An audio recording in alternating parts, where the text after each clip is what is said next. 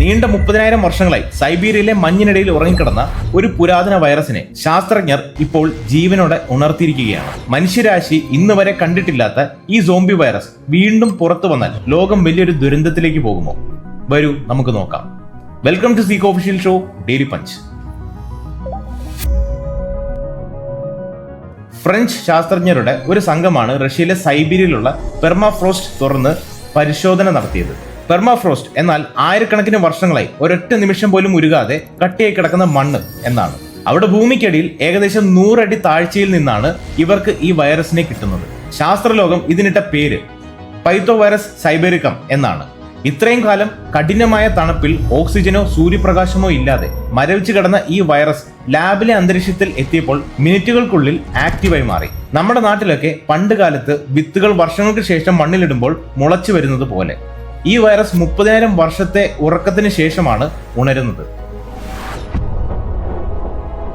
സാധാരണ വൈറസുകളെ കാണാൻ electron microscope വേണം. എന്നാൽ ഈ പുരാതന വൈറസ് ഒരു സാധാരണ ലൈറ്റ് മൈക്രോസ്കോപ്പിൽ നോക്കിയാൽ പോലും കാണാൻ കഴിയുന്നത്ര വലുപ്പമുള്ള ഒരു ജയന്റ് വൈറസ് ആണ്. ഉണർന്നു വന്ന ഉടനെ ഈ വൈറസ് തന്റെ ഇരയെ ആക്രമിക്കാൻ തുടങ്ങി. ഭാഗ്യമായത് ഇതിന്റെ ഇര മനുഷ്യരായിരുന്നില്ല, പകരം വെള്ളത്തിൽ കാണുന്ന അമീബ എന്ന ഏക കോശ ജീവികളായിരുന്നു. അമീബയുടെ ഉള്ളിലേക്ക് കയറി പറ്റിയ ഈ വൈറസ് അതിന്റെ കോശങ്ങളെ മുഴുവൻ തകർത്തു. മിനിറ്റുകൾക്കുള്ളിൽ അതിനെ കൊന്നുകളഞ്ഞു. 30,000 വർഷം കഴിഞ്ഞിട്ടും ഇതിന്റെ ആക്രമണശേഷിക്ക് ഒരു കുറവും വന്നിട്ടില്ല എന്ന് കണ്ട ശാസ്ത്രജ്ഞർ ഇതോടെ ശരിക്കും ഞെട്ടി.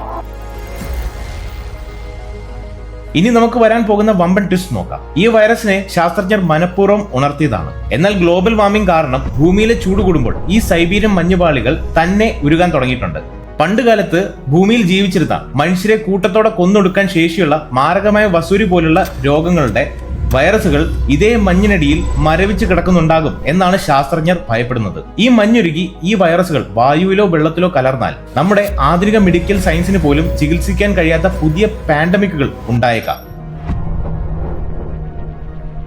ചുരുക്കത്തിൽ നമ്മൾ മനുഷ്യർ പ്രകൃതിയെ നശിപ്പിക്കുമ്പോൾ പ്രകൃതി നമുക്ക് തിരിച്ചു തരാൻ പോകുന്ന ഏറ്റവും ഭീകരമായ സമ്മാനങ്ങളായിരിക്കാം മഞ്ഞിനടിയിൽ ഒളിഞ്ഞിരിക്കുന്ന ഈ സോംബി വൈറസുകൾ. അപ്പോൾ ചോദ്യം ഇതാണ്: ഭാവിയിൽ ഇത്തരം പുരാതന വൈറസുകൾ പുറത്തു വന്ന് ലോകത്തെ വീണ്ടും ഒരു ലോക്ക്ഡൌണിലേക്ക് കൊണ്ടുപോകുമെന്ന് നിങ്ങൾ കരുതുന്നുണ്ടോ? നിങ്ങളുടെ അഭിപ്രായം താഴെ ഒറ്റ വാക്കിൽ കമന്റ് ചെയ്യൂ. അപ്പോൾ നെക്സ്റ്റ് വീഡിയോയിൽ കാണാം മറ്റൊരു ഡെയിലി പഞ്ചുമായി.